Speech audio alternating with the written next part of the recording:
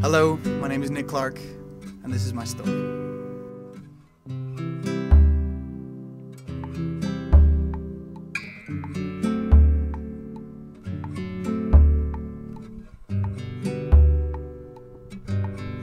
What I love about acting is just the exploration of like the human condition.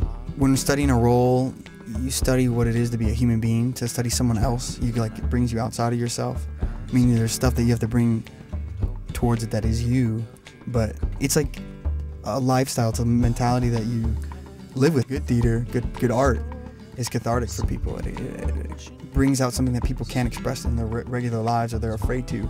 And it's like you do it for them, and it allows this purging of these pent-up things. And I think I love that about art and about acting.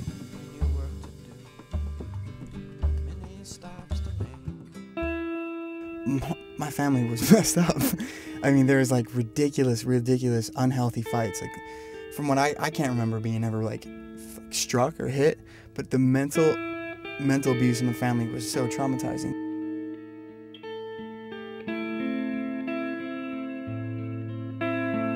What led up to it would be,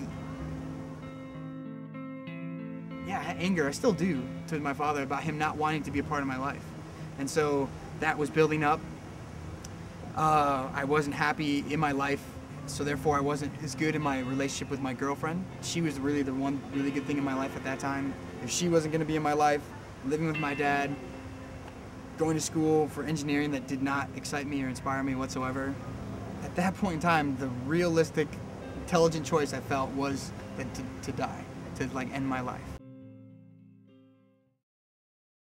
And that's when I took the hose from the muffler and put it right here. And I remember rolling up my window and keeping it caught there. Probably one of the scariest, most eerie feelings I've ever had in my life was when I turned the car on then and hearing the engine rumble up through the hose. That just gave me like sent chills through my body. That it was like, this is dramatic, but like that, it was like death. It's himself like coming into the car. And then I remember off and on for a while, being there, and then kind of passing in and out of consciousness. And then the last thing I remember is just, I don't remember anything. And then the next thing was my stepmother opening the door and just looking up at her and seeing like, I think she was crying. I remember loud, her just kind of yelling in pain kind of thing. And for her to come home, she was let off early from work. Like I said, to me, after thinking about it when I was in the hospital or whatever, when I was sitting there, I remember thinking that was the first time myself, not because I thought I was supposed to, that I started believing that there was a God. Like I talked about that I was agnostic growing up and that I wasn't sure, and that I believed in spirit, that I think life should be, there's a spiritual nature to life, but that was the start of probably my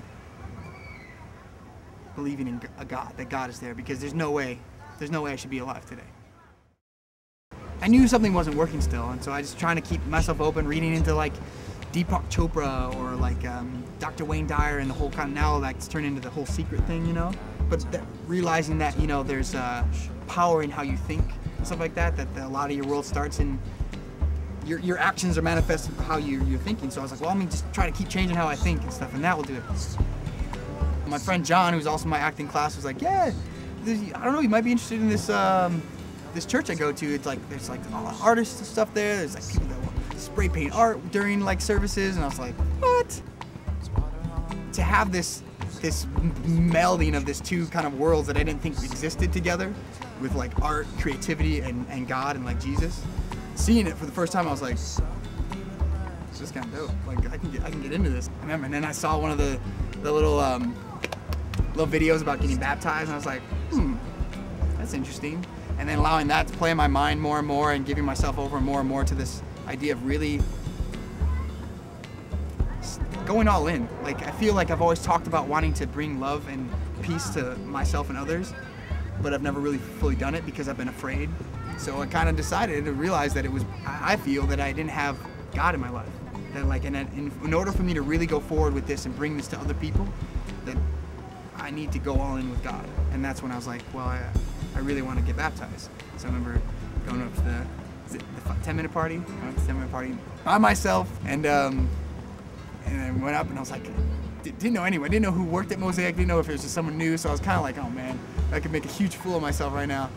But I ended up seeing Steve. I was like, hey, how's it going? I don't remember exactly what I said, but almost like immediately, without like, I just felt like I was like, I want to get baptized. To be honest, like right now, I don't really know, like, in my wording of stuff like Christ, the Lord, God, and what makes, because like a lot right now, I don't have it all disseminated out, and so like part of it, I'm sure, is with my ignorant speaking, but that all I know, and to simplify it for me, like I don't think I can go wrong if I just stick with Jesus. He's like legit.